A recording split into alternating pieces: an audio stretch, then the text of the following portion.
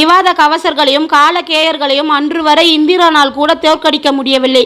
இத்தனை நாட்களாக எத்தனை போரில் நாம் அவர்களுடன் சண்டையிட்டிருக்கிறோம், நம்மால் அவர்களை தோற்கடிக்க முடியவில்லை. ஆனால் அர்ஜுனன் முதல் போரிலேயே அவர்களை வென்று விட்டானே என்று மனம் மகிழ்ந்து போய் இந்திர தேவர் அர்ஜுனனை இப்படி பாராட்டினார்.